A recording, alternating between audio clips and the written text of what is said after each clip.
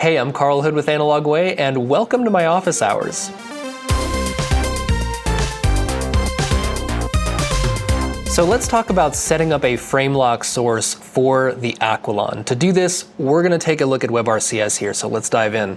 In WebRCS, if you go into Preconfig and then under System, you'll notice that over here, kind of in the top left area, there's a vertical rate section. Now, by default, the Aquilon is going to reference its own 60 Hertz, and I'll add really quick that the Aquilon internally is entirely synced. So ins, outs, the VPU, everything is synced to this 60 Hertz rate by default. Now, I can change this to be all the way down to 2397.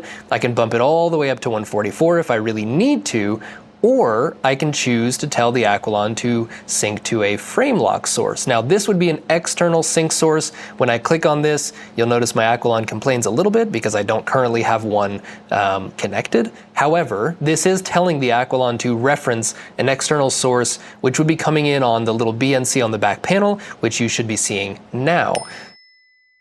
Now, in addition to just telling the Aquilon to reference that sync signal as is, I can also tell the Aquilon to reference half of that rate or double that rate. So for example, if the source is, let's say, coming in at 30 Hertz, but you want the Aquilon to sync at 60, then clicking on this 2x will tell the Aquilon to double that rate and therefore double its own internal sync source. Finally, in addition to this framelock input, you can also tell the Aquilon to reference a normal live input, any input coming in on any of your input cards.